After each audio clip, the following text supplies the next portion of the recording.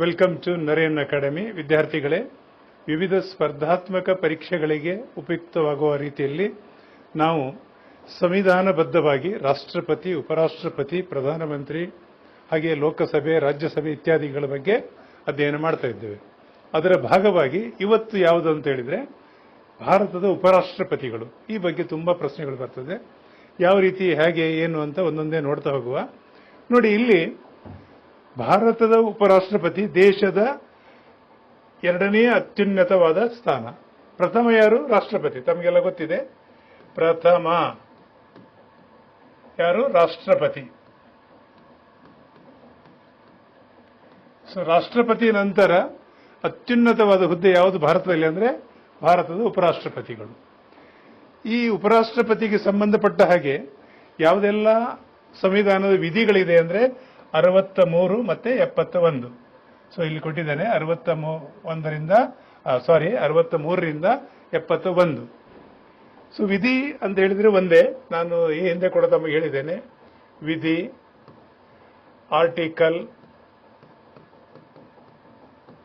ಅನುಚ್ಛೇದ ಇದೆಲ್ಲ ಒಂದೇ.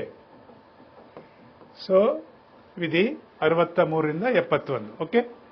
So next ನೋಡುವ ಹಾಗಿದ್ರೆ ನೋಡಿ, ನಾವು ಈ ಸ್ಲೈಡ್ ಅಲ್ಲಿ ಭಾರತದ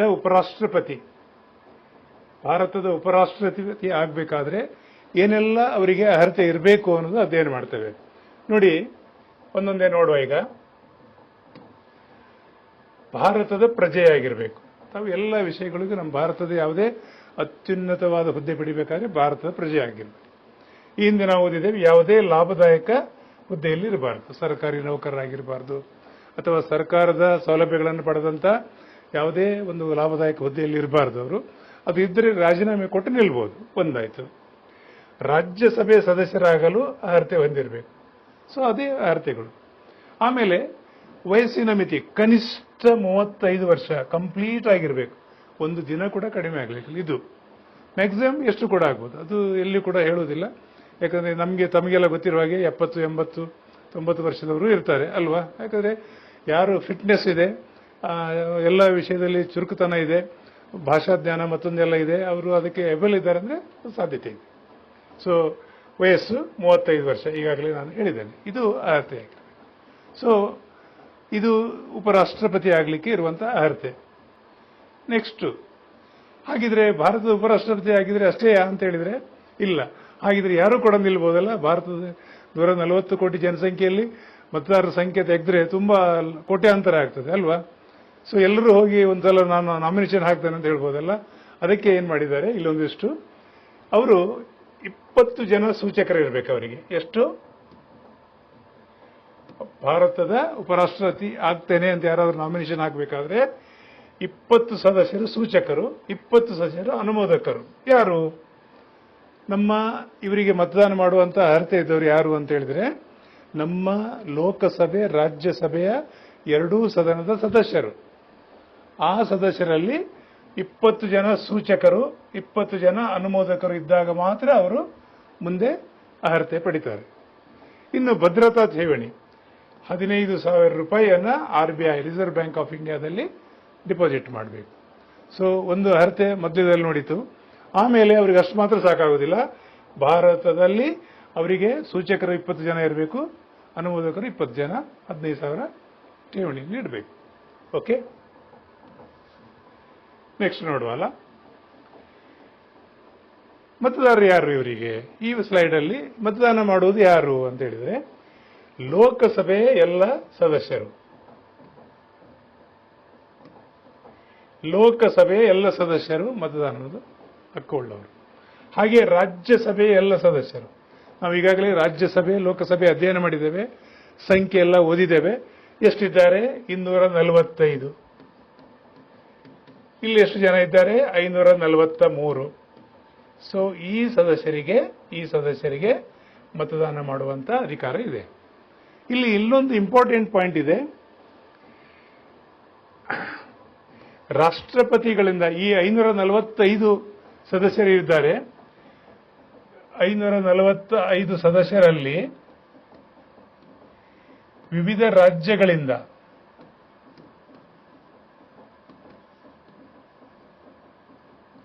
233 ಸದಸ್ಯರು, 12 ಸದಸ್ಯರು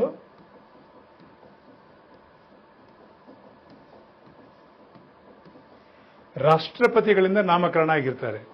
ಇವರಿಗೂ ಕೂಡ ಮತದಾನ ಅಧಿಕಾರ ಇದೆ ಅಂದ್ರೆ ಹೌದು ಅಂತ ಬರೆಯಿರಿ. ಇಲ್ಲಿ 2 ಪ್ರಶ್ನೆ ಆಗ್ತದೆ. ಹೇಗೆ ಮಾಡಬಹುದು? ರಾಜ್ಯಸಭೆ ಎಲ್ಲ ಸದಸ್ಯರಿಗೂ ಮತದಾನ ಅವಕಾಶ ಇದೆ ಅಂದ್ರೆ ಎಸ್ ಅಂತ ಬರೆದ್ರಿ. ರಾಷ್ಟ್ರಪತಿಗಳಿಂದ ನಾಮಕರಣಗೊಂಡ 12 ಸದಸ್ಯರಿಗೆ ಉಪರಾಷ್ಟ್ರಪತಿಯ ಚುನಾವಣೆಯಲ್ಲಿ ಅವರಿಗೆ ಮತದಾನ ಅವಕಾಶ ಇದೆ ಅಂದ್ರೆ ಎಸ್ ಅಂತ ಬರೆಯಿರಿ 12 ಜನರಿಗೆ. ಹಾಗೆ ಇನ್ನೊಂದು ಪ್ರಶ್ನೆ ಮಾಡಬಹುದು. ವಿವಿಧ ರಾಜ್ಯಗಳಿಂದ ಚುನಾಯಿತ ಪ್ರತಿನಿಧಿಗಳು ಎಷ್ಟು ಸಂಖ್ಯೆ ಇದೆ ಅಂತ ಕೇಳಿದ್ರೆ 233. ಇವರು ಕೂಡ ಸದಸ್ಯರೇ. ಸೊ ವಿವಿಧ ರಾಜ್ಯಗಳಿಂದ ಬರ್ತಾರೆ. ಹೀಗೆ ಪ್ರಶ್ನೆಗಳನ್ನ ಡೈವರ್ಟ್ ಮಾಡ್ತಾರೆ. ಅದಕ್ಕಾಗಿ ಇದನ್ನು ಬೈಫರ್ಕೇಶನ್ ಕೂಡ ಬಹಳ ಇಂಪಾರ್ಟೆಂಟ್. ಎಲೆಕ್ಟ್ರಲ್ ಕಾಲೇಜ್ ಚುನಾವಣಾ ಮಂಡಳಿ ಅಂದ್ರೆ ಯಾರು? ಇವರೇ ನೋಡಿ. ಕಾಲೇಜ್ ಅಂದ್ರೆ ಕನ್ಫ್ಯೂಸ್ ಮಾಡ್ಕೊಳ್ಬೇಡಿ. ಕಾಲೇಜಲ್ಲಿ ಏನಾಗ್ತದೆ, ನೀವು ಒಂದು ನಿರ್ದಿಷ್ಟ ಉದ್ದೇಶಕ್ಕಾಗಿ ಅಡ್ಮಿಷನ್ ಮಾಡ್ಕೊಳ್ತೀರಲ್ವಾ, ಅದು ಒಂದು ರಚನೆ ಆಗ್ತದೆ ಅಲ್ವಾ. ಕಾಲೇಜಿನ ವಿಧಿವಿಧಾನಗಳನ್ವಯ ಕಾಲೇಜಿಗೆ ತುಂಬಾ ಅರ್ಥಗಳು, ಬೇರೆ ಬೇರೆ ಅರ್ಥಗಳಿರ್ತವೆ. ಅದರನ್ವಯ ಒಂದು ಪಟ್ಟಿ ತಯಾರಾಗ್ತದೆ, ಯಾರೆಲ್ಲ ಮತದಾನರು ಅಂತೇಳಿ. ಲೋಕಸಭೆ, ರಾಜ್ಯಸಭೆ ಒಂದು ಪಟ್ಟಿ ಏನು ಮತದಾನ ಮಾಡ್ತಾರೆ ಅವರ ಪಟ್ಟಿ ತಯಾರಾಗ್ತದಲ್ಲ, ಅದಕ್ಕೆ ಎಲೆಕ್ಟ್ರಿಕಲ್ ಕಾಲೇಜ್ ಅಂತೇಳಿ. ಇದು ಎಲ್ಲಾದ್ರೂ ಬಂದಾಗ ಇದೇ ಪ್ರಶ್ನೆ, ಎಲ್ಲಿ ಕಾಲೇಜು ಏನು ಅಂತ ಕನ್ಫ್ಯೂಸ್ ಆಗ್ತದೆ. ದಯವಿಟ್ಟು ಕನ್ಫ್ಯೂಸ್ ಮಾಡ್ಕೊಳ್ಬೇಡಿ. ಲೋಕಸಭೆ, ರಾಜ್ಯಸಭೆಯ ಸದಸ್ಯರ ಒಂದು ಅವರೇನು ಮತದಾನ ಮಾಡೋ ಹಕ್ಕಿದ್ದವ್ರದ್ದು ಒಂದು ಪಟ್ಟಿ ತಯಾರು ಮಾಡ್ತಾರೆ, ಅದು ಓಕೆ. ಹಾಗಿದ್ರೆ ಈ ಪಟ್ಟಿಯಲ್ಲಿರೋ ಸದಸ್ಯರಲ್ಲಿ ಯಾರಾದರೂ ಕೈ ಬಿಟ್ಟು ಹೋಗಿರ್ಬೋದು. ಚುನಾವಣೆ ನಡೆಯುವ ಸಂದರ್ಭದಲ್ಲಿ ರೆಡಿ ಆಗ್ತದೆ. ಕೆಲವರು ರಾಜೀನಾಮೆ ಕೊಟ್ಟಿರ್ಬೋದು. ಹಾಗಾಗಿ ಅದು ಆ ಸಂದರ್ಭಕ್ಕೆ ರೆಡಿ ಆಗ್ತದೆ. ನೆನ್ಪಿಟ್ಕೊಳ್ಳಿ, ಆ ಪಟ್ಟಿ ಏನು ರೆಡಿ ಆಗ್ತದೆ ಆ ಪಟ್ಟಿಗೆ ಚುನಾವಣೆ ಮಾಡಲಿ, ಅಂದ್ರೆ ಮತದಾನ ಮಾಡುವವರ ಪಟ್ಟಿ ಇರ್ತದೆ. ಸೊ ಇಷ್ಟು ಈ ಸ್ಲೈಡ್ ಅಲ್ಲಿ ಇರುವಂತಹ 3-4 ಪ್ರಶ್ನೆಗಳಾಗ್ತದೆ. ಮತದಾರರು ಯಾರು ಏನು ಅಂತೇಳಿ ನೋಡ್ಕೊಳ್ಳಿ, ಖಂಡಿತ ನಿಮಗೆ ಸಹಕಾರಿ ಆಗ್ತದೆ. ಇನ್ನು ಮತ್ತೆ ಕೆಲವು ಚುನಾವಣಾ ವಿಧಾನ ಮತ್ತು ಪ್ರಕ್ರಿಯೆ ಅಂತ ಈ ಸ್ಲೈಡ್ ಅಲ್ಲಿ ಕೊಟ್ಟಿದ್ದೇನೆ. ಭಾರತದ ಚುನಾವಣಾ ಆಯೋಗದಿಂದ ನಿರ್ವಹಣೆ. ಯಾರು ಚುನಾವಣೆ ಮಾಡಿಸ್ತಾರೆ ಅಂತ ನಿಮಗೆ ಪ್ರಶ್ನೆ ಬಂದ್ರೆ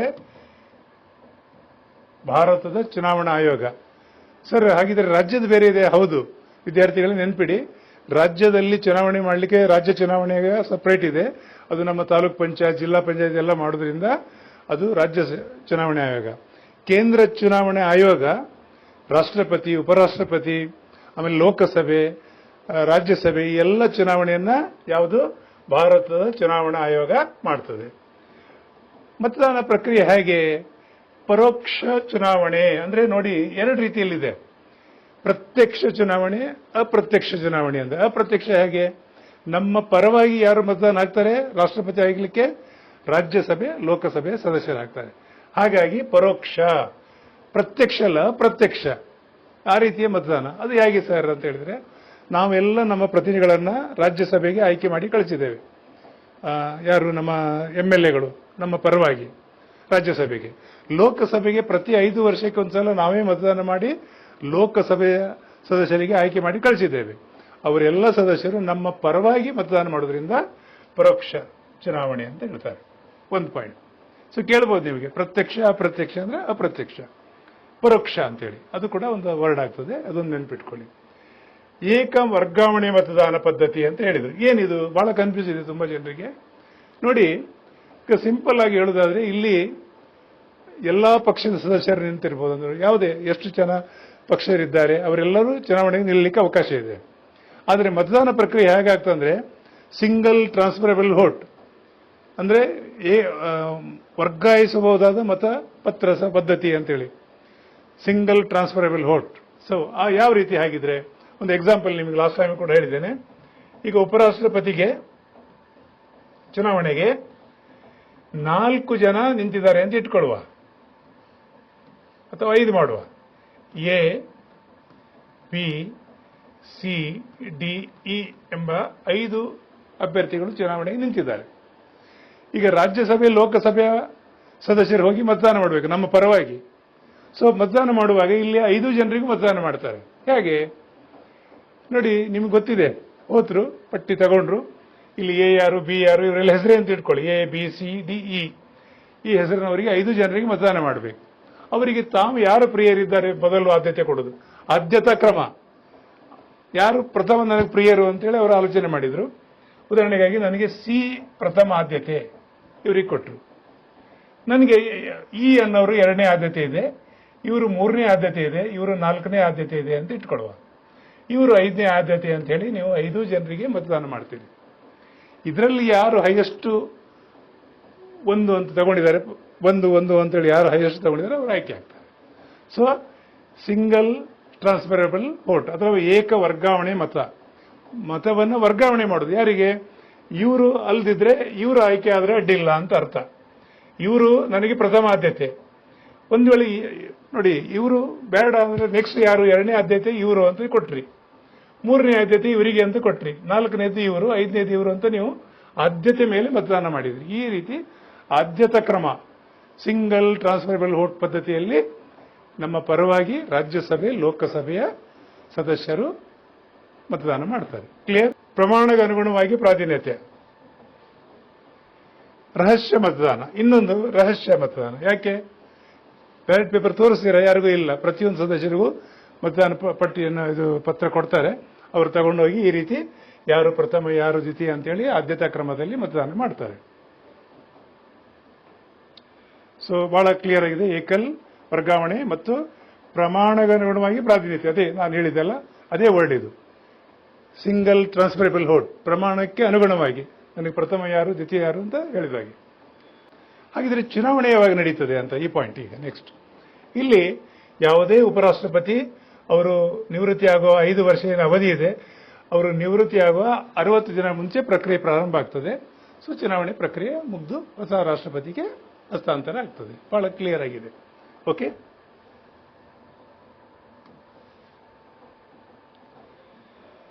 ಸೊ ಇವರ ಎಷ್ಟು ಅವಧಿ? ಒಬ್ಬ ಉಪರಾಷ್ಟ್ರಪತಿ ಆಯ್ಕೆ ಆದಮೇಲೆ ಅವರ ಅವಧಿ 5 ವರ್ಷ. ಬಹಳ ಕ್ಲಿಯರ್ ಆಗಿದೆ. ನಿಮಗೆ ಒಂದು ಪ್ರಶ್ನೆ ಬಂದ್ರೆ 5 ವರ್ಷ. ಪ್ರಮಾಣ ವಚನ ಯಾರು ಬೋಧಿಸ್ತಾರೆ ಅಂದ್ರೆ ರಾಷ್ಟ್ರಪತಿಗಳು. ನೋಡಿ ಬಹಳ ಇಂಪಾರ್ಟೆಂಟ್ ಇದೆ. ಪ್ರಮಾಣ ವಚನ ಯಾರು ಬೋಧಿಸ್ತಾರೆ ಅಂತ ಹೇಳಿದ್ರೆ ರಾಷ್ಟ್ರಪತಿಗಳು. ಅವರ ಪರವಾಗಿ ಯಾರು ನೇಮಿಸಬಹುದು ರಾಷ್ಟ್ರಪತಿಗಳು? ಎಸ್, ಅದು ಕೂಡ ನೇಮಿಸಬಹುದು. ನೇಮಿಸಲ್ಪಟ್ಟ ಅಧಿಕಾರಿ ಯಾರೇ ಇರ್ಬೋದು, ಅಧಿಕಾರಿ ಇರ್ಬೋದು, ಯಾರೋ ಇರ್ಬೋದು. ಯಾರು ರಾಷ್ಟ್ರಪತಿಗಳನ್ನು ನೇಮಕ ಮಾಡ್ತಾರೆ ಅವರು ಬಂದು ಪ್ರಮಾಣವಚನ ಮಾಡಬಹುದು. ಸ್ವತಃ ರಾಷ್ಟ್ರಪತಿಗಳೇ ಬಂದು ಪ್ರಮಾಣವಚನ ಬೋಧಿಸಬಹುದು. ಎರಡೂ ಅವಕಾಶ ಇದೆ. ಇಲ್ಲಿ 2 ಪ್ರಶ್ನೆ ಆಗ್ತದೆ. ಸೊ ಅವಧಿ ಎಷ್ಟು? 5 ವರ್ಷ ಆಯಿತು. ಅವರು ಸಂವಿಧಾನಕ್ಕೆ ಬದ್ಧನಾಗಿರುತ್ತೇನೆ ದೇವರ ಹೆಸರಿನಲ್ಲಿ ಪ್ರಮಾಣ ತಗೊಳ್ತಾರೆ. ದೇವರ ಸಾಕ್ಷಿ, ನಾನು ನಂಬಿದ ದೇವರ ಸಾಕ್ಷಿಯಾಗಿ ಸಂವಿಧಾನಕ್ಕೆ ಬದ್ಧರಾಗಿ ಕರ್ತವ್ಯ ನಿರ್ವಹಿಸ್ತೇನೆ ಅಂತ ಪ್ರಮಾಣವಚನ ತಗೊಳ್ತಾರೆ. ಇಷ್ಟು ಕ್ಲಿಯರ್ ಆಯಿತು. ಸೊ 3-4 ಪಾಯಿಂಟ್ಗಳಲ್ಲಿ ಬಹಳ ಇಂಟರೆಸ್ಟಿಂಗ್ ಇದೆ. ಸೊ ನೆಕ್ಸ್ಟ್ ನೋಡುವ ಹಾಗಿದ್ರೆ, ಸಾಮಾನ್ಯ ಪಾತ್ರ ಹಂಗಾಮಿ ಪಾತ್ರ ಅಂತ 2 ಕೊಟ್ಟಿದೆ. ಯಾಕೆ? ನಾನು ಈ ಹಿಂದೆ ಕೂಡ ಹೇಳಿದೆ, ನಮ್ಮ ಭಾರತದ ರಾಷ್ಟ್ರಪತಿಗಳು ಯಾವುದಾದ್ರೂ ಕಾರಣಗಳಿಂದ ರಾಜೀನಾಮೆ ಕೊಟ್ಟ ಸಂದರ್ಭದಲ್ಲಿ, ಅವರ ಮೇಲೆ ಇಂಪೀಚ್ಮೆಂಟ್ ಬಂದಾಗ ಅಥವಾ ಅಧಿಕಾರದಲ್ಲಿರುವಾಗ ತೀರಿ ಹೋದಾಗ, ಇಂತಹ ಸಂದರ್ಭದಲ್ಲಿ ದೇಶದಲ್ಲಿ ರಾಷ್ಟ್ರದ ಮುಖ್ಯಸ್ಥರು ಇಲ್ಲಾಂದ್ರೆ ಕಷ್ಟ ಆಗಬಾರ್ದು, ಗೊಂದಲ ಆಗಬಾರ್ದು ಅಂತೇಳಿ ಉಪರಾಷ್ಟ್ರಪತಿಯನ್ನ ಇಲ್ಲಿ ನೇಮಕ ಮಾಡಿದ್ದಾರೆ. ಹಾಗಾಗಿ ಅಂತ ಸಂದರ್ಭದಲ್ಲಿ ಇವರಿಗೆ ಸಾಮಾನ್ಯವಾಗಿ ಏನು ಕೆಲಸ ಮಾಡ್ತಾರೆ, ಇಂಥ ಸಂದರ್ಭದಲ್ಲಿ ಏನು ಕೆಲಸ ಮಾಡ್ತಾರೆ, ಅಲ್ಲಿ ಸಾಮಾನ್ಯ ಮತ್ತು ಹಂಗಾಮಿ ಅಂತ ಕೊಟ್ಟಿದ್ದೇವೆ 2 ಪಾತ್ರ. ರಾಜ್ಯಸಭೆಯ ನೋಡಿ ಇಲ್ಲಿ ಇಂಪಾರ್ಟೆಂಟ್, ಇವರ ರೆಗ್ಯುಲರ್ ಕೆಲಸ ಏನು ಅಂದ್ರೆ ರಾಜ್ಯಸಭೆಯ ಸಭಾಪತಿಯಾಗಿ ಕಾರ್ಯನಿರ್ವಹಿಸ್ತಾರೆ. ಹೌದು, ನಮ್ಮ ಲೋಕಸಭೆ ರಾಜ್ಯಸಭೆ ಓದಿದ್ದೇವೆ. ಈ ರಾಜ್ಯಸಭೆಯನ್ನು ಸಭಾಪತಿಯಾಗಿ ಮುನ್ನಡೆಸ್ತಾರೆ. ಹಾಗಾಗಿ ಇಲ್ಲಿ ಪದ ನಿಮಿತ್ತ ಅಂತೇಳಿ ಕೊಟ್ಟಿದ್ದೇನೆ. ಪದ ನಿಮಿತ್ತ ಅಂದ್ರೆ ಆಫೀಸಿಯಲಿ ಪ್ರೆಸಿಡೆಂಟ್ ಯಾರು ರಾಜ್ಯಸಭೆಯದು ಅಂತ ಹೇಳಿದಾಗ ಇವರೇ, ನೆನ್ಪಿಟ್ಕೊಳ್ಳಿ. ಸೊ ಆ ಪ್ರಶ್ನೆ ಬರ್ತದೆ. Officially president of who is the president of Rajya Sabha ಅಂತ ಬಂದ್ರೆ ಭಾರತದ ವೈಸ್ ಪ್ರೆಸಿಡೆಂಟ್ ಆಫ್ ಇಂಡಿಯಾ. ಕನ್ನಡದಲ್ಲಿ ರಾಜ್ಯಸಭೆ ಪದನಿಮಿತ್ತ ಸಭಾಪತಿಯಾಗಿ ಯಾರು ನಡೆಸ್ತಾರೆ ಅಂದ್ರೆ ಭಾರತದ ಉಪರಾಷ್ಟ್ರಪತಿಗಳು. ಯಾಕೆಂದ್ರೆ ಅವರಿಗೆ ಮತ್ತೆ ಚುನಾವಣೆ ಪ್ರಕ್ರಿಯೆಯಲ್ಲಿ ಇರುವುದಿಲ್ಲ. ಉಪರಾಷ್ಟ್ರ ಆದ್ಮೇಲೆ ಸಹಜವಾಗಿ ಪ್ರಾಪ್ತಿ ಆಗ್ತದೆ. ಆ ರೀತಿ ಪದನಿಮಿತ್ತ ಅಂತ ಹೇಳಿದ್ರು. ರಾಷ್ಟ್ರಪತಿಗಳು ತಮ್ಮ ವೇತನವನ್ನು ರಾಜ್ಯಸಭಾ ಸಭಾಪತಿಯಾಗಿ ಪಡಿತಾರೆ. ಇವರಿಗೆ ಉಪರಾಷ್ಟ್ರಪತಿ ಅಂತ ಹೇಳಿ ಸಂಬಳ ಸಾರಿಗೆ ಕೊಡುವುದಿಲ್ಲ. ಇದೇ ಹುದ್ದೆ ನಿರ್ವಹಿಸಿದ್ದಕ್ಕೆ ಇವರಿಗೆ ಸಂಬಳ ಸಾರಿಗೆಯನ್ನು ಕೊಡ್ತಾರೆ. ಯಾವುದು? ರಾಜ್ಯಸಭೆಯ ಸಭಾಪತಿಯಾಗಿ ಕಾರ್ಯನಿರ್ವಹಿಸಿದ್ದಕ್ಕೆ ಸಂಬಳ ಸಾರಿಗೆ ಭತ್ಯೆ ಎಲ್ಲ ಸಿಗ್ತದೆ. ಯಾಕೆ ಅಂತೇಳಿ ನಿಮಗೆ ಇಲ್ಲಿ ಗೊತ್ತಾಗ್ತದೆ. ಇನ್ನು ಹಂಗಾಮಿ ಪಾತ್ರ ಏನು ಅಂತ ಹೇಳಿದ್ರೆ, ನಾನು ಆಗ ಹೇಳಿದಾಗೆ ರಾಷ್ಟ್ರಪತಿ ಹುದ್ದೆ ಖಾಲಿಯಾದಾಗ ಬೇರೆ ಬೇರೆ ಕಾರಣಗಳಿಂದ ಖಾಲಿ ಆಗ್ಬೋದು. ಮೃತರಾದಾಗ ಆಗಿರ್ಬೋದು, ಅಥವಾ ರಾಜೀನಾಮೆ ಕೊಟ್ಟಿರ್ಬೋದು, ಇಂಪೀಚ್ಮೆಂಟ್ ಆಗಿರ್ಬೋದು. ಸೊ ಇಂಥ ಎಲ್ಲ ಕಾರಣಗಳಿಂದ ಆದಾಗ ಸಹಜವಾಗಿ ಇವರು ಹಂಗಾಮಿಯಾಗಿ, ಅಂದರೆ ತಾತ್ಕಾಲಿಕವಾಗಿ ಮುಂದಿನ ವ್ಯವಸ್ಥೆ ಆಗುವವರೆಗೆ ರಾಷ್ಟ್ರಪತಿ ಸ್ಥಾನ ಬರ್ತದೆ ಇವರಿಗೆ. ಬಹಳ ಇಂಪಾರ್ಟೆಂಟ್. ಯಾವ ಕಾರಣಕ್ಕೆ ಅಂದರೆ ದೇಶದಲ್ಲಿ ಯಾವುದೇ ಗೊಂದಲಕ್ಕೆ ಅವಕಾಶ ಇರಬಹುದು. ರಾಷ್ಟ್ರದ ಮುಖ್ಯಸ್ಥರು ಇಲ್ಲ ಅಂತ ಹೇಳಿದ್ರೆ ಗೊಂದಲ ಆಗಬಾರ್ದಲ್ಲ, ಅದಕ್ಕೆ ಇವರಿಗೆ ಆಟೋಮೆಟಿಕ್ಲಿ ಈ ಪಾತ್ರ ಆಗ್ತದೆ. ಇಲ್ಲಿ ಇನ್ನೊಂದು ಪ್ರಶ್ನೆ ಆಗ್ತದೆ. ಇಲ್ಲಿ ನಾನು ಸಂಬಳ ಸಾರಿಗೆ ಇದು ಹೇಳಿದೆ, ಮುಂದಿನ ಒಂದು 2 ತಿಂಗಳು ಇವರು ಇದ್ರು ಅಂತ ಆದರೆ ಅವರಿಗೆ ಯಾವ ಸಂಬಳ ಸಾರಿಗೆ ಸಿಗ್ತದೆ ಅಂದ್ರೆ ರಾಷ್ಟ್ರಪತಿಗೆ ಸಿಕ್ಕುವ ಸಂಬಳ ಸಾರಿಗೆ ಸಿಗ್ತದೆ. ಇದೊಂದು ಪ್ರಶ್ನೆ ಆಗಿದೆ ತುಂಬಾ ಸಲ, ಅದೊಂದು ನೆನಪಿಡಿ. ಎಂಥ ಸಂದರ್ಭದಲ್ಲಿ ಹಂಗಾಮಿ ಆಗ್ತಾರೆ ಅಂದ್ರೆ ನಾನು ಆಗ ಹೇಳಿದಾಗೆ ಇಲ್ಲಿ ಕಾರಣಗಳು ಕೊಟ್ಟಿದ್ದೇವೆ. ಒಂದು, ರಾಜೀನಾಮೆ ಕೊಟ್ಟಿರಬಹುದು, ಸಾವು ಸಂಭವಿಸಿರಬಹುದು ಅಧಿಕಾರದಲ್ಲಿದ್ದಿರುವಾಗ, ಅಥವಾ ಅವರ ಮೇಲೆ ಕೋರ್ಟ್ ಇದು ಯಾವುದಾದ್ರು ಕೇಸ್ ಆಗಿ ಅದು ಚುನಾವಣೆ ಪ್ರಕ್ರಿಯೆ ಸರಿ ಇಲ್ಲ ಅಂತ ನಿರ್ಧಾರ ಆಗಿರ್ಬೋದು, ಇಂಪೀಚ್ಮೆಂಟ್ ಆಗಿರ್ಬೋದು. ಇಂಥ ಎಲ್ಲ ಕಾರಣಗಳಿಂದ ಖಾಲಿ ಆದಾಗ ಹಂಗಾಮಿಯಾಗಿ ಅವರು ನಿರ್ವಹಿಸ್ತಾರೆ. ಇಷ್ಟು ಕಾರಣಗಳು ನೀವು ನೆನಪಿಟ್ಕೊಳ್ಳಿ. ತುಂಬಾ ಪ್ರಶ್ನೆ ಬರ್ತದೆ ಇಲ್ಲಿ.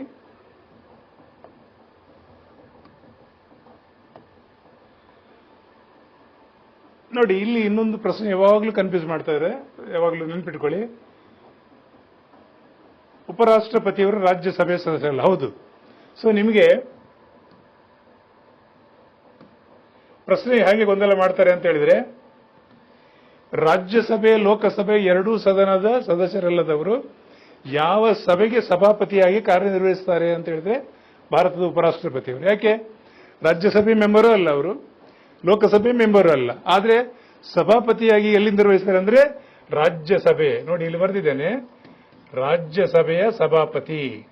ಸೊ ಹಾಗಾಗಿ ಇದು ಕೂಡ ಒಂದು ಗೊಂದಲ ಮಾಡಿ ಪ್ರಶ್ನೆ ಕೇಳ್ತಾರೆ, ಅದಕ್ಕಾಗಿ ಈ ಪಾಯಿಂಟ್ ಇಟ್ಟಿದ್ದೇನೆ, ನೆನಪು ಮಾಡ್ಕೊಳ್ಳಿ. ಇನ್ನೊಂದು, ಮತದಾನ ಹಕ್ಕಿಲ್ಲ. ಯಾವುದಕ್ಕೆ? ಈಗ ಒಂದು ಸದನದಲ್ಲಿ, ಈಗ ರಾಜ್ಯಸಭೆಯಲ್ಲಿ 2 ಮಸೂದೆ ಮಂಡಿಸಿದ್ರು. ಒಂದು, ಆ ಮಸೂದೆ ಪರ ವಿರೋಧ ಆದಾಗ, ಮತದಾನಕ್ಕೆ ಪ್ರಕ್ರಿಯೆ ಆದಾಗ ಇವರಿಗೇನಾದ್ರೂ ಮತದಾನ ಮಾಡೋ ಪ್ರಕ್ರಿಯೆ ಇದೆ ಅಂತ ಹೇಳಿದ್ರೆ ಮತದಾನ ಹಕ್ಕಿಲ್ಲ ಇವರಿಗೆ. ಯಾಕಂದ್ರೆ ಭಾರತದ ಉಪರಾಷ್ಟ್ರಪತಿಯವರು ರಾಜ್ಯಸಭೆ ಮೆಂಬರ್ ಅಲ್ಲ. ಹಾಗಾಗಿ ಇದೊಂದು ಪ್ರಶ್ನೆ ಆಗ್ತದೆ. ನಿಮಗೆ ಹೇಗೆ ಪ್ರಶ್ನೆ ಮಾಡಬಹುದು ಅಂತ ಹೇಳಿದ್ರೆ, ಭಾರತದ ಉಪರಾಷ್ಟ್ರಪತಿಗಳು ಸಭಾಪತಿಯಾಗಿ ಕಾರ್ಯನಿರ್ವಹಿಸ್ತಾರೆ ರಾಜ್ಯಸಭೆಯಲ್ಲಿ. ಅಲ್ಲಿ ಒಂದು ಮಸೂದೆ ಸಮ ಆದಾಗ ಇವರು ತಮ್ಮ ಮತದಾನ ಅಧಿಕಾರವನ್ನು ತೆಗೆಸಿ ಮತದಾನವನ್ನು ಕೊಟ್ಟು ಅದಕ್ಕೆ ಮುನ್ನಡೆಸಬಹುದಾ ಅಂತ ಕೇಳಿದ್ರೆ ಇಲ್ಲ ಅಂತ ಬರೀರಿ. ಯಾಕಂದ್ರೆ ಮತದಾನ ಅಧಿಕಾರ ಇಲ್ಲ ಅವರಿಗೆ. ಅದು ಒಂದು ಪಾಯಿಂಟ್ ಆಗ್ತದೆ. ಇನ್ನು ಇವ್ರ ಬಗ್ಗೆ ಏನಾದರೂ ಚುನಾವಣೆಯಲ್ಲಿ ವಿನ್ ಆದ್ಮೇಲೆ, ಅಂದ್ರೆ ಅವರು ಚುನಾವಣೆ ಗೆದ್ದ ಮೇಲೆ ಯಾವುದೇ ಒಂದು ತಂಟೆ ತಕರಾರುಗಳಿದ್ರೆ ಅದನ್ನ ಎಲ್ಲಿ ಸುಪ್ರೀಂ ಕೋರ್ಟ್ನಲ್ಲಿ ಪ್ರಶ್ನೆ ಮಾಡಬಹುದು. ಈಗ ನಾನು ಆಗ ತೋರಿಸಿದೆ, 5-6 ಜನ ನಿಂತಿದ್ದಾರೆ, ಏನೋ ಚುನಾವಣೆಯಲ್ಲಿ ಸರಿ ಆಗಲಿಲ್ಲ ಅಂತ ಅವ್ರಿಗೆ ಅನಿಸಬಹುದು. ಅದೆಲ್ಲ ನೋಡಿ, ಜನತಂತ್ರ ಅಂದ್ರೆ ಹಾಗೆ, ಪ್ರತಿಯೊಂದಕ್ಕೂ ಅಲ್ಲಿ ಅವಕಾಶ ಇದೆ. ಅದನ್ನ ಎಲ್ಲಿ ಅಂತ ಹೇಳಿದ್ರೆ ಸುಪ್ರೀಂ ಕೋರ್ಟ್ ಅಲ್ಲಿ ಇತ್ಯರ್ಥ ಮಾಡಿಸುವಂತ ಅವಕಾಶ ಕೊಟ್ಟಿದ್ದಾರೆ. ಜನತಂತ್ರ ಅಂದ್ರೆ ಹಾಗೆ. ಇನ್ನು ಯಾವ್ಯಾವ ಸಂದರ್ಭದಲ್ಲಿ ಇವರ ಅಧಿಕಾರವನ್ನ ರಿಕ್ತ ಆಗ್ತದೆ ಅಂತ ಹೇಳಿದ್ರೆ, ಖಾಲಿ ಆಗ್ತದೆ ಸ್ಥಾನ ಅಂತ ಹೇಳಿ. ರಾಜೀನಾಮೆ, ಯಾವ್ದಾದ್ರು ಒಂದು ಕಾರಣದಿಂದ ಅವರು ರಾಜೀನಾಮೆ ಕೊಟ್ರೆ ಆಗ ಖಾಲಿ ಆಗ್ತದೆ, ರೈಟ್? ಇವರು ರಾಜೀನಾಮೆ ಕೊಡೋದ್ರೆ ಯಾರಿಗೆ ಕೊಡ್ತಾರೆ ಅನ್ನೋ ಪ್ರಶ್ನೆ ಕೂಡ ಬರ್ತದೆ. ರಾಷ್ಟ್ರಪತಿಯವರಿಗೆ ಕೊಡಬೇಕು. ಸೊ ಇಲ್ಲಿ ಒಂದು ಪ್ರಶ್ನೆ ಯಾವಾಗಲೂ ಬರ್ತದೆ, ರಾಷ್ಟ್ರಪತಿಗಳು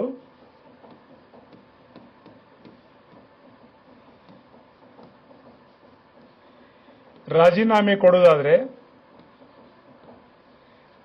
ಯಾರಿಗೆ ಕೊಡ್ತಾರೆ ಅಂತ ಹೇಳಿದ್ರೆ ಅವರು ಉಪರಾಷ್ಟ್ರಪತಿಗೆ ಕೊಡ್ತಾರೆ.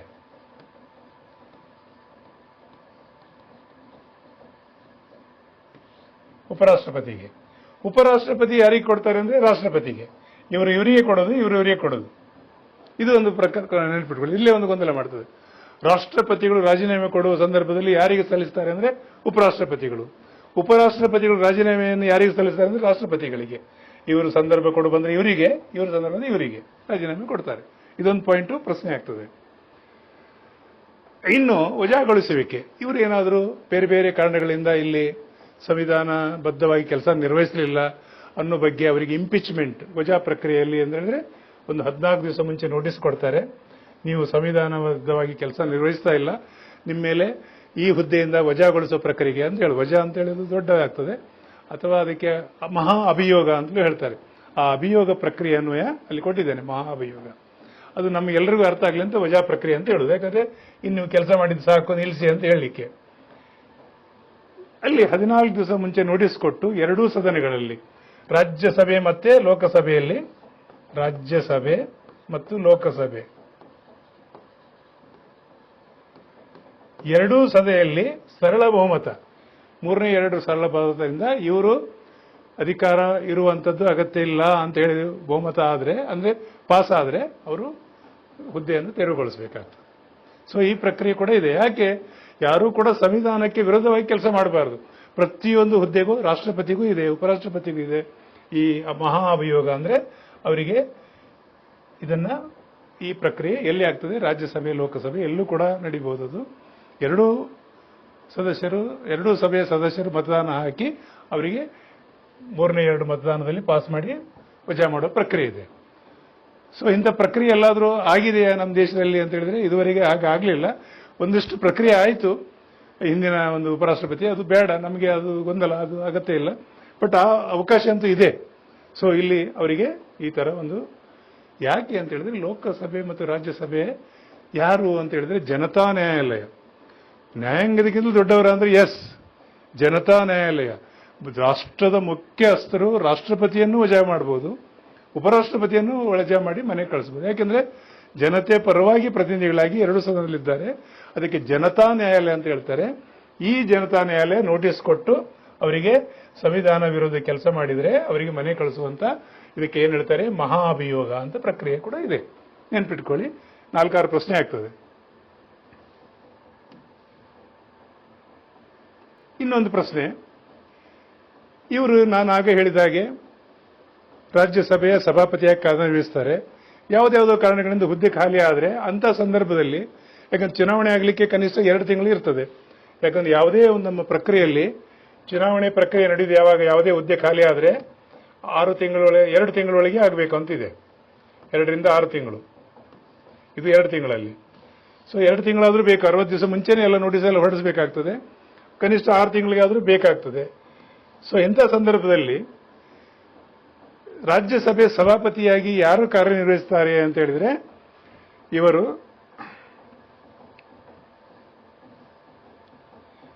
ರಾಜ್ಯಸಭೆ ಉಪಸಭಾಪತಿ.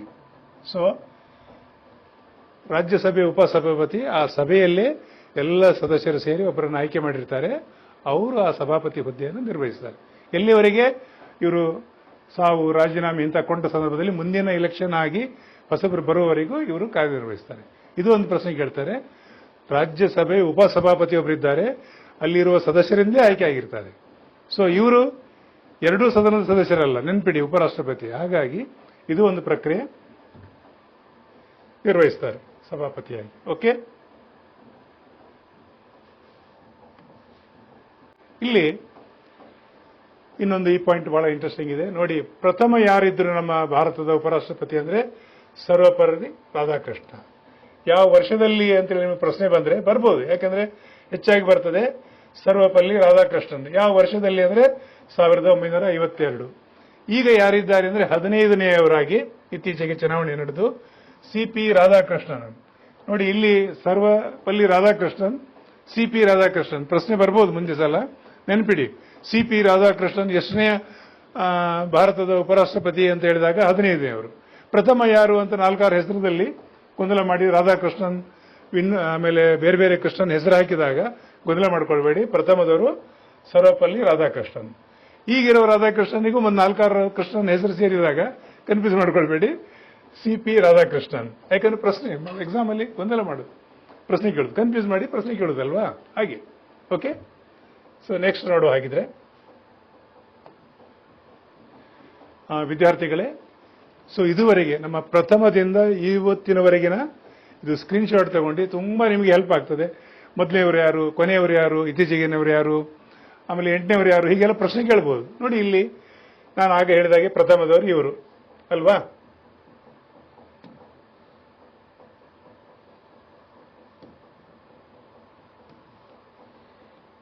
ಡಾಕ್ಟರ್ ರಾಧಾಕೃಷ್ಣನ್. ಆಮೇಲೆ 2ನೇವರು ಜಾಕಿರ್ ಹುಸೇನ್, PV ಗಿರಿ ಇವರವರಾಗಿದ್ರು. ಆಮೇಲೆ ಫಾಟಕ್ ಇವರು, ಮತ್ತೆ BD ಜತ್ತಿ, ನಮ್ಮ ಇವರು ಕರ್ನಾಟಕದ ನೆನ್ಪಿಡಿ, BD ಜತ್ತಿ ಅವರು ಕೂಡ ಆಗಿದ್ರು. ಆಮೇಲೆ ಹಿದಾಯತ್ ಉಲ್ಲಾ, ಆಮೇಲೆ ವೆಂಕಟರಾಮಣ್, ಆಮೇಲೆ ಶಂಕರ್ ದಯಾಳ್ ಶರ್ಮಾ, ಆಮೇಲೆ ಇವರು ರಾಷ್ಟ್ರಪತಿ ಕೂಡ ಆದರು. KR ನಾರಾಯಣ್ ಇವರು ಕೂಡ ಮತ್ತೆ ಮತ್ತೆ ರಾಷ್ಟ್ರಪತಿ ಆದರು. ಕೃಷ್ಣಕಾಂತ್ ಇವರು ಕೂಡ. ನೆಕ್ಸ್ಟ್ ಶೇಖಾವತ್, ಭೈರವ್ ಸಿಂಗ್ ಶೇಖಾವತ್, ಮೊಹಮ್ಮದ್ ಹಮೀದ್ ಅನ್ಸಾರಿ, ವೆಂಕಯ್ಯ ನಾಯ್ಡು, ಜಗದೀಪ್ ಧನ್ಕರ್, ಈಗ ಇದ್ದವರು CP ರಾಧಾಕೃಷ್ಣನ್ 15ನೇವರು. ಇದು ಸ್ಕ್ರೀನ್ ಶಾಟ್ ತಗೊಂಡು ನಿಮಗೆ ವಿವಿಧ ಸ್ಪರ್ಧಾತ್ಮಕ ಪರೀಕ್ಷೆಗೆ ತುಂಬಾ ಉಪಯುಕ್ತ ಆಗ್ತದೆ, ಖಂಡಿತ ನಿಮಗೆ ಸಹಕಾರಿಯಾಗ್ತದೆ. ಸೊ ನೆಕ್ಸ್ಟ್ ಹೋಗುವಲ್ಲ ವಿದ್ಯಾರ್ಥಿಗಳೇ, ನಾವು ಉಪರಾಷ್ಟ್ರಪತಿಗೆ ಇದುವರೆಗೆ ತಿಳಿದಿದ್ದೇವೆ. ನಿಮಗೆ ಖಂಡಿತ ಅದು ಎಲ್ಲ ಸ್ಪರ್ಧಾತ್ಮಕ ಪರೀಕ್ಷೆಗೆ ಸಹಕಾರಿಯಾಗ್ತದೆ. ಕೊನೆಗೆ ನಾನು ಪ್ರತಿ ಸಲ ಹೇಳ್ತಾ ಇದ್ದೇನೆ, ಯಾಕೆ ನಿಮಗೆ ತುಂಬಾ ಉಪಯುಕ್ತ ಆಗ್ತದೆ ಇದು. ನಾವು 3 ರೀತಿಯಲ್ಲಿ ಅಧ್ಯಯನ ಮಾಡಲಿಕ್ಕೆ ನಿಮಗೆ ಅವಕಾಶ ಕೊಟ್ಟಿದ್ದೇವೆ. ಸರ್, ನನಗೆ ಯಾವುದೇ ಒಂದು ಫೀಸ್ ಕಟ್ಟುವ ಸಾಧ್ಯತೆ ಇಲ್ಲ, ನಾನು ಪ್ರಥಮದಲ್ಲಿ ಒಂದು ಫೌಂಡೇಶನ್ ಕೋರ್ಸ್ ತಗೊಂಡು ಏನಾದರೂ ಸಾಧನೆ ಮಾಡಬೇಕು ಅಂತ ಇದ್ದವರಿಗೆ ನಾವು ನಮ್ಮ ಯೂಟ್ಯೂಬ್ ಚಾನಲ್ ನೋಡಿ, ಬ್ರಹ್ಮಾವರ ನರೀನ್ ಅಕಾಡೆಮಿ ಒಂದು ಯೂಟ್ಯೂಬ್ ಚಾನಲ್ ಇದೆ. ಎಲ್ಲ ರೆಕಾರ್ಡೆಡ್ ವಿಡಿಯೋಸ್, ಅಂದ್ರೆ ನಾನು ಹೇಳಿದಾಗೆ ಫೌಂಡೇಶನ್ ಕೋರ್ಸ್ನಲ್ಲಿ ಇತಿಹಾಸ, ಸಂವಿಧಾನ, ಜಿಯೋಗ್ರಫಿ ಎಲ್ಲದಕ್ಕೂ ರಿಲೇಟೆಡ್ ಆದ ಈ ವಿಡಿಯೋಗಳನ್ನು ಅಪ್ಲೋಡ್ ಮಾಡ್ತೇವೆ. ನೀವು ಕಾಲಕ್ಕೆ ನೋಡಿ. ಫೌಂಡೇಶನ್ ಕೋರ್ಸ್ ಏನಿದೆ ಅದೆಲ್ಲ ವಿಡಿಯೋ ಇದರಲ್ಲಿ ಇರ್ತದೆ, ಫ್ರೀ ಆಗಿ ಯೂಟ್ಯೂಬಲ್ಲೇ ನೋಡ್ಬೋದು. ಇದು ಒಂದು ಅವಕಾಶ. ಸರ್, ಅಲ್ಲೆಲ್ಲ ಆ್ಯಡ್ ಎಲ್ಲ ಬಂದು ನನಗೆ ಗೊಂದಲ ಆಗ್ತದೆ, ಏನಾದರೂ ಅಲ್ಪ ಒಂದು ವೆಚ್ಚದಲ್ಲಿ ಕಲಿಯುವಂಥದ್ದು ಏನಾದರೂ ಅವಕಾಶ ಇದೆಯಾ? ಯಾಕೆ ನಾವು ಸೋಷಿಯಲ್ ಎಂಟರ್ಪ್ರೈಸಸ್ ಕಾನ್ಸೆಪ್ಟ್ನಲ್ಲಿ ಇರೋದ್ರಿಂದ ಅತಿ ಕಡಿಮೆ ವೆಚ್ಚದಲ್ಲಿ ನಮ್ಮದೇ ಒಂದು ಸ್ವಂತ ಆ್ಯಪ್ ಇದೆ, ನರೇನ್ ಅಕಾಡೆಮಿ. ಗೂಗಲ್ ಪ್ಲೇಸ್ಟೋರ್ಗೆ ಹೋಗಿ ಡೌನ್ಲೋಡ್ ಮಾಡ್ಕೊಳ್ಳಿ. ಇಲ್ಲಿ ರೆಕಾರ್ಡೆಡ್ ವಿಡಿಯೋ ಫೌಂಡೇಶನ್ ಕೋರ್ಸ್ ಇದೆ, ಅದನ್ನು ಪರ್ಚೇಸ್ ಮಾಡಿ. ಬಹಳ ಅತ್ಯಲ್ಪ, ಕೇವಲ 2,000 ರೂಪಾಯಿಯನ್ನ ಕಟ್ಟಲಿಕ್ಕಿದೆ. ಸೊ ಅಷ್ಟೇ. ಮುಂದಿನ 1 ವರ್ಷವರೆಗೆ ಈ ವಿಡಿಯೋ ನೋಡ್ಕೊಳ್ಬಹುದು. ನಾವು ಮುಂದೆ 1 ವರ್ಷ ಅವಕಾಶ ಕೊಡ್ತಾ ಇದ್ದೇವೆ. ಈ ಹಿಂದೆ 4 ತಿಂಗಳಿತ್ತು, ಇನ್ಮೇಲೆ ನಾವು 1 ವರ್ಷ ಅವಕಾಶ ಕೊಡ್ತಾ ಇದ್ದೇವೆ. ಎಲ್ಲ ವಿಡಿಯೋಗಳನ್ನು ನೋಡ್ಬೋದು. ಇನ್ನೊಂದು ಟೆಸ್ಟ್ ಸೀರೀಸ್ಗಳನ್ನು ಮಾಡ್ತೇವೆ ನಾವು, ಅದು ನಿಮಗೆ ಸಹಕಾರಿ ಆಗ್ತದೆ. ಮತ್ತೆ ಕರೆಂಟ್ ಅಫೇರ್ಸ್ ಅಪ್ಲೋಡ್ ಮಾಡ್ತೇವೆ, ಇದೆಲ್ಲ ನಿಮಗೆ ಸಹಕಾರಿ ಆಗ್ತದೆ. ಸೊ ಇದು ಒಂದು ಅವಕಾಶ ಕೊಟ್ಟಿದ್ದೇನೆ. ನೆಕ್ಸ್ಟ್ ಇನ್ನೊಂದು ಯಾವುದು ನಿಮಗೆ ಅಂತ ಹೇಳಿದ್ರೆ ನೋಡಿ, ಇಲ್ಲಿ ನಮ್ಮಲ್ಲಿ ಸ್ವಲ್ಪ ಗೊಂದಲ ಏನು ಅಂತ ಹೇಳಿದ್ರೆ, ಸರ್ ಅದು ವಿಡಿಯೋನೂ ಅರ್ಥ ಆಗುದಿಲ್ಲ, ನಮಗೆ ಅದು ಕನ್ಫ್ಯೂಸ್ ಆಗ್ತದೆ, ನಮಗೆ ಏನಿದ್ರು ಆಫ್ಲೈನಲ್ಲೇ ಬೇಕು ಅಂತ ಹೇಳಿದಾಗ, ವಿದ್ಯಾರ್ಥಿಗಳೇ, ಬ್ರಹ್ಮಾವರದಲ್ಲಿ SMS ಕಾಲೇಜ್ ಬಹಳ ಅತ್ಯಂತ ಹೆಸರುವಾಸಿಯಾದ, ತುಂಬಾ ಐತಿಹಾಸಿಕವಾದ ಒಂದು ದೊಡ್ಡ ಕಾಲೇಜ್ ಇದೆ, SMS ಕಾಲೇಜ್. ಈ ಕಾಲೇಜಿನಲ್ಲಿ ನಾವು ನೋಡಿ ಒಂದು ಸೆಂಟರ್ ಇದೆ, SMS IAS KS centre. So ಈ ಸೆಂಟರ್ನಲ್ಲಿ SMS IAS KS study centre, second floor, hall number 24, SMS degree college. ಇಲ್ಲಿ ಆಫ್ಲೈನು ವಾರಾಂತ್ಯದ ತರಬೇತಿ ಮತ್ತು ಅಲ್ಪಾವಧಿ ತರಬೇತಿಗಳಿರ್ತದೆ. ಖಂಡಿತ ಬನ್ನಿ, ಬಹಳ ಅತ್ಯಂತ ಕಡಿಮೆ ವೆಚ್ಚದಲ್ಲಿ ನಿಮಗೆ ತರಬೇತಿಯನ್ನು ಕೊಡ್ತೇವೆ. ಆಫ್ಲೈನ್ ಕಂಪ್ಲೀಟ್, ನಾನು ಹೇಳಿದ ಎಲ್ಲ ವಿಷಯಗಳು ನಮ್ಮ ಎಲ್ಲ ಸಂಪನ್ಮೂಲ ವ್ಯಕ್ತಿಗಳು ಬಂದಲ್ಲಿ ನಿಮಗೆ ತರಬೇತಿಯನ್ನು ಕೊಡ್ತೇವೆ. ಬನ್ನಿ, ಕಾಂಟ್ಯಾಕ್ಟ್ ನಂಬರ್ ಕೂಡ ಇಲ್ಲಿ ಕೊಟ್ಟಿದ್ದೇನೆ. ಇಷ್ಟನ್ನು ಹೇಳ್ತೇನೆ, ಖಂಡಿತ ನಿಮಗೆ ಅದು ಸಹಕಾರಿಯಾಗ್ತದೆ. ಇನ್ನು ನಿಮಗೆ ಹೆಚ್ಚಿನ ಮಾಹಿತಿ ಬೇಕು, ಇನ್ನು ಡೀಟೇಲ್ಸು ಬೇರೆ ಬೇರೆ ವಿಷಯಕ್ಕೆ, ನಮ್ದು ಆಫೀಸು ಲಕ್ಷ್ಮಿ ಆರ್ಕೇಡ್ ಬ್ರಹ್ಮಾವರದಲ್ಲಿ ಶ್ರೀ ಲಕ್ಷ್ಮಿ ಆರ್ಕೇಡ್. ಇಲ್ಲಿ ಈ ಬಿಲ್ಡಿಂಗ್ ಕೂಡ ಚಿತ್ರ ಕೊಟ್ಟಿದ್ದೇನೆ. ಬೆಳಿಗ್ಗೆ 10 ರಿಂದ 1 ಗಂಟೆ ಮಂಡೇ ಟು ಸಂಡೇ ಆಫೀಸಲ್ಲಿ ಲಭ್ಯ ಇರ್ತವೆ. ಫೋನ್ ಮಾಡಿ ಬನ್ನಿ, ಖಂಡಿತ ನಿಮಗೆ ಎಲ್ಲ ಮಾಹಿತಿ, ಯಾವುದೇ ಸ್ಪರ್ಧಾತ್ಮಕ ಬಗ್ಗೆ ನನಗೆ ಮಾಹಿತಿ ಬೇಕು ಅಂದವರು ಖಂಡಿತ ಬರ್ಬೋದು. ಫೋನ್ ನಂಬರ್ ಕೊಟ್ಟಿದ್ದೇನೆ, ಇದು ವಾಟ್ಸಪ್ ನಂಬರ್, ಇದನ್ನು ಕಾಂಟ್ಯಾಕ್ಟ್ ಮಾಡಿ. ನಮ್ಮ ವೆಬ್ಸೈಟ್ ಕೂಡ ಇದೆ, ವಿಸಿಟ್ ಮಾಡಿ. ಇಷ್ಟನ್ನು ನೀವೆಲ್ಲ ಪಡ್ಕೊಳ್ಬೇಕು, ಖಂಡಿತ ನೀವು ಸಾಧನೆ ಮಾಡಲಿಕ್ಕೆ ಸಾಧ್ಯತೆ ಆಗ್ತದೆ. ನಮ್ಮ ಫೌಂಡೇಶನ್ ಕೋರ್ಸನ್ನು ಏನು ನಾವು ಇದನ್ನ ಅಪ್ಲೋಡ್ ಮಾಡ್ತಾ ಇದ್ದೇವೆ ಹೊಸ ಟೆಕ್ನಾಲಜಿ ಮುಖಾಂತರ, ಎಲ್ಲರಿಗೂ ಸಹಕಾರಿ ಆಗ್ತದೆ. ಮುಂದಿನ ಸಲ ನಾನು ಇನ್ನೊಂದು ವಿಷಯ ತಗೊಂಡು ಬರ್ತೇನೆ. Thank you very much.